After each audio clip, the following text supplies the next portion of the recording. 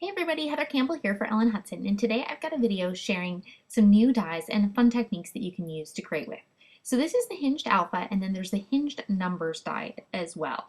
And now these dies are really unique in that they don't cut the entire letter or number, but instead each one has a little embossed area that will leave it attached to the cardstock.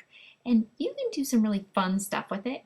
For the first example I'm going to show you, you just run it through your cardstock. And when you run this through, you're going to see, as you can see here, each one is still attached. And you could run a scoring device down these to make it a little easier, but I was able to flip them pretty easily just with my fingers. And this is fun because it creates a little window. Now you can use a little piece of pattern paper behind that, or you could even create a shaker card. There's a bunch of fun techniques that you could use for making cards.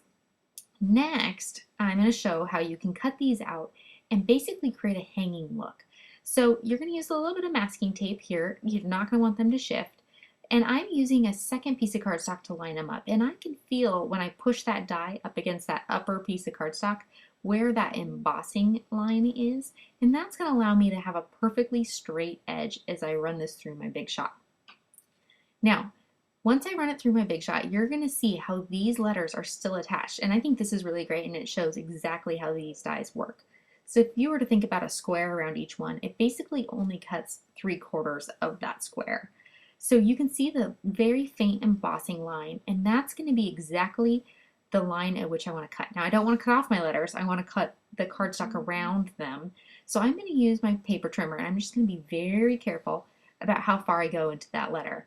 Then once I have that cut, I'm going to go ahead and use a craft knife to cut the rest out. And I'm just going to maintain that current line. And I'm just going to very carefully cut that apart. And then once I've done that, I can just separate that one piece of cardstock into two. And here you can see how that hinged alphabet die allows you to basically leave a letter hanging off the edge of the card. So I hope you've enjoyed the video and have a great day.